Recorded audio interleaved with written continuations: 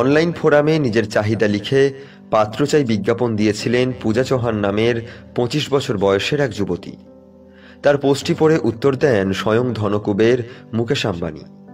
ছোট্ট সেই পোস্টেই মুকেশ বুঝিয়ে দিলেন কেন তিনি ভারতের সবচেয়ে ধনী ব্যক্তি। মুকেশ আম্বানি ও জনৈক পূজা চৌহানের পোস্টটি নিয়ে জোর চর্চা চলছে অনলাইন দুনিয়ায়। কি রয়েছে সেই পোস্টে? পূজা চৌহান লিখছেন, আমি এই বছর 25 বছরে পা দেব। আমি খুবই সুন্দরী, স্টাইলিশ এবং রুচিশীল। আমি এমন একজন স্বামী চাই যার বার্ষিক বেতন হবে 100 কোটি বা তার বেশি। এখন হয়তো বলবেন আমি একটু বেশি উচ্চাকাঙ্ক্ষী, কিন্তু বর্তমানে বার্ষিক 2 কোটি টাকা বেতনে একেবারেই মধ্যবিত্তের মতো জীবনযাপন করতে হয়। সেদিক থেকে আমার চাহিদা একেবারেই বেশি নয়।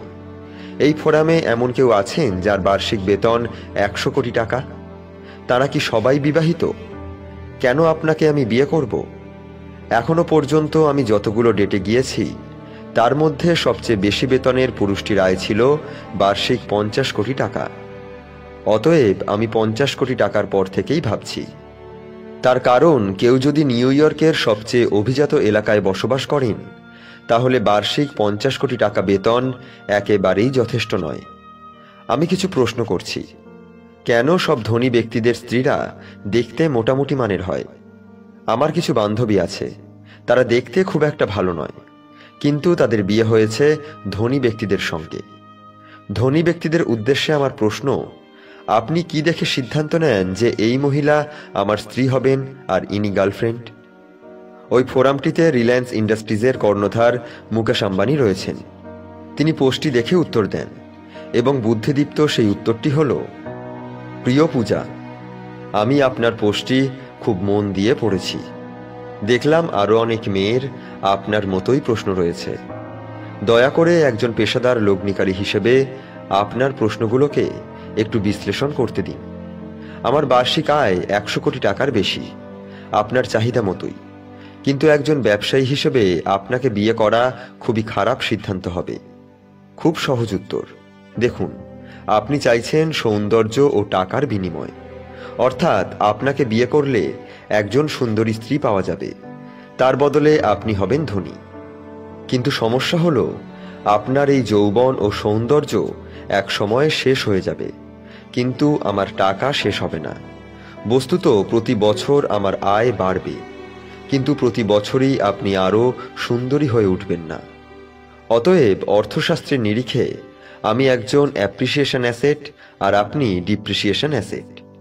অর্থাৎ আপনার যৌবন ও রূপী যদি আপনার সম্পত্তি হয়ে থাকে তাহলে 10 বছর পর আপনার সম্পত্তি অনেকটাই কমে যাচ্ছে। ওয়াল স্ট্রিটে একটি প্রবাদ আছে, প্রত্যেক ট্রেডিংয়ের একটি পজিশন থাকে। আপনার সঙ্গে ডেটিংও একটা ট্রেডিং পজিশন। যদি ট্রেড ভ্যালু কমে যায় তাহলে তা আমরা বিক্রি করে দিই।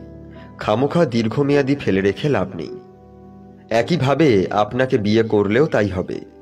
শুনতে খুব খারাপ লাগলেও সত্যি। যে কোনো সম্পত্তি যার ডিপ্রিসিয়েশন ভ্যালু বেশি তা বিক্রি করে দেওয়া বা লিজ দেওয়াই লাভজনক। যে ব্যক্তির বার্ষিক আয় 100 কোটি টাকা সে নিশ্চয়ই বোকা নয়।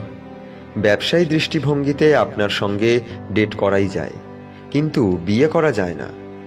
অতএব কোনো ধনীকে বিয়ে করার স্বপ্ন আপনার না দেখাই বুদ্ধিমানের, বরং নিজে 100 কোটি আয় করার চেষ্টা করুন।